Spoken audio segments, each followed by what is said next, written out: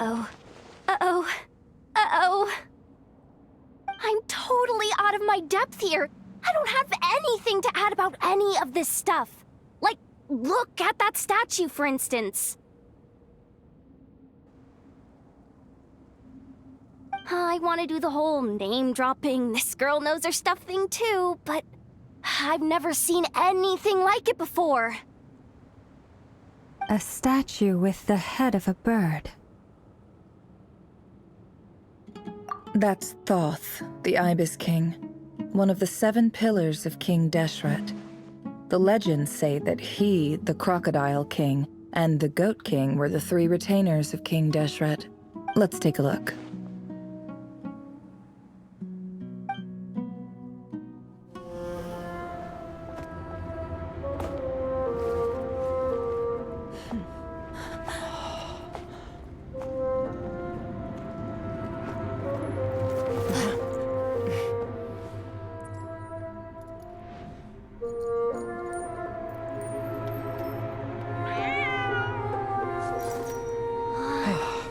It's just Ashru. So, all is well?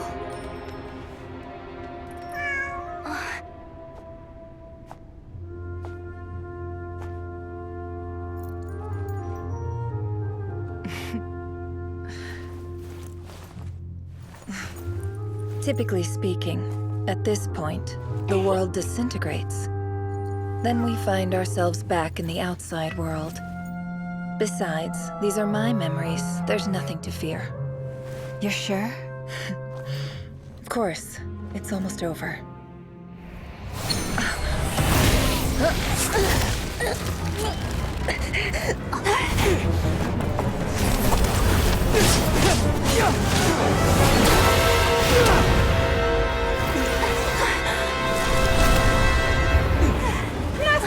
Hold on!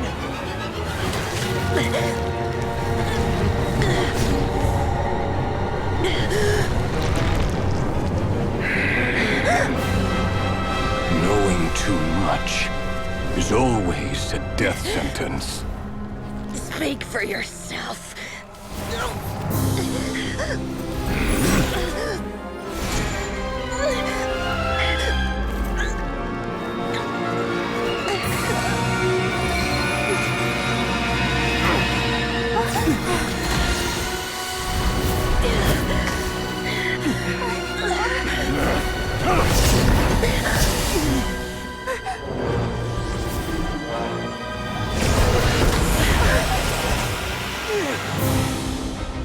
How repulsive.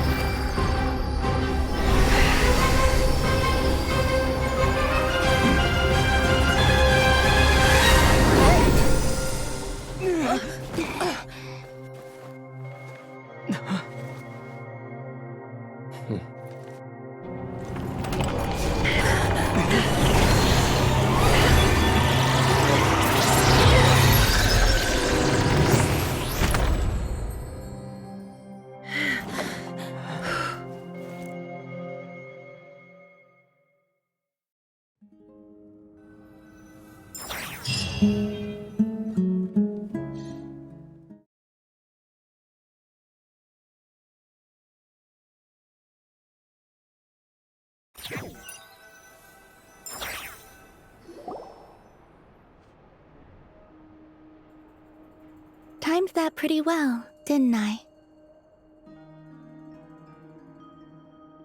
It's okay. I'm just glad no one was hurt. Paimon noticed you doing something too, Dainsleif. Were you helping get them out? Of course. When I asked Nefer to conduct this investigation, I was not naive to the dangers involved. I had a duty to ensure your safety.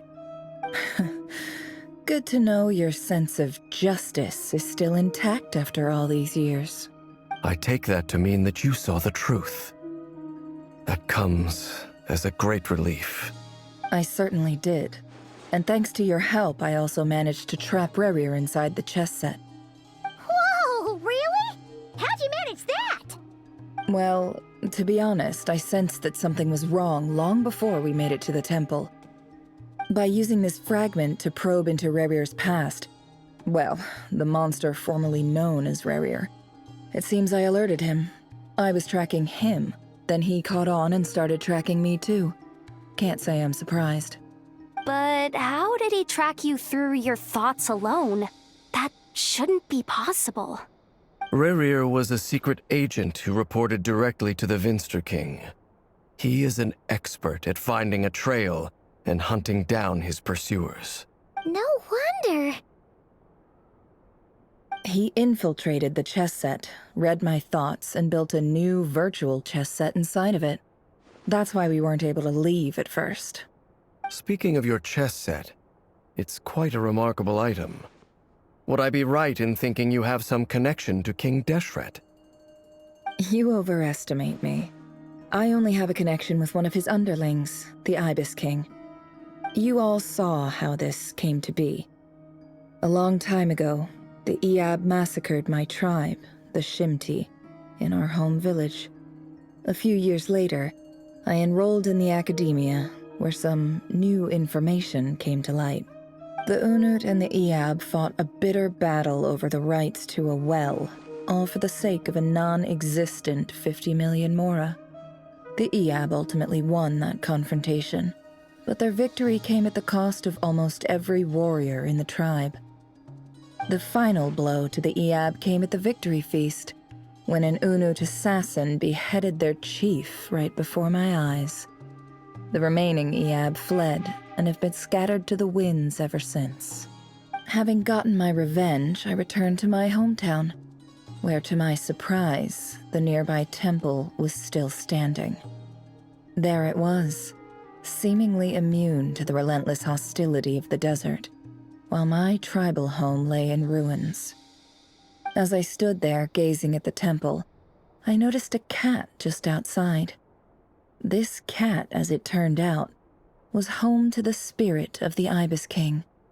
He led me to a gate deep inside the temple, and there he made a deal with me. This chess set is my gift from the Ibis King. The chessboard within is made to the same specifications as the one in the mausoleum of King Deshret, and represents his power of piercing analysis.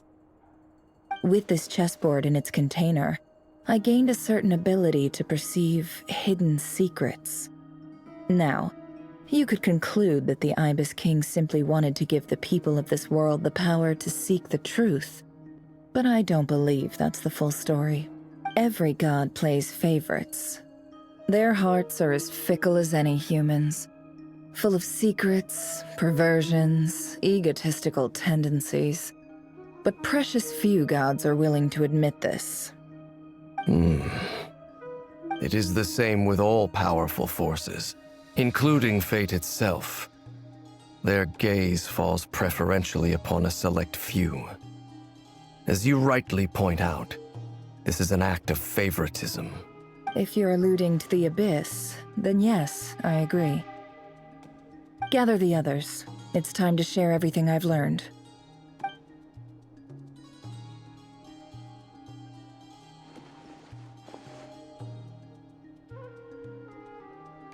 Thank you all for being here. As promised, I did some further investigating into the Raker of Solnari's background. I am pleased to report that the investigation has been most fruitful indeed. The Raker of Solnari, real name Rerir, was once a Conrian subject who served the Vinster King. I will now share the important details of his story. Please save any questions or comments for the end.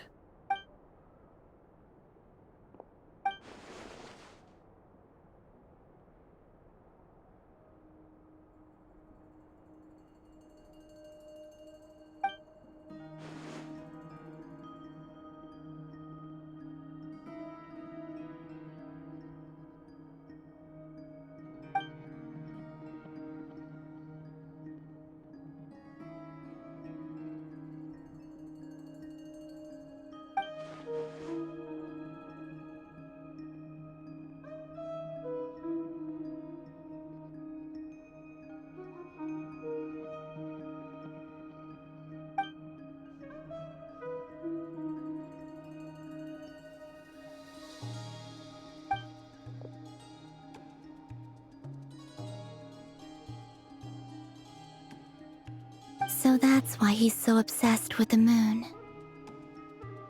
A tragic tale, to be sure.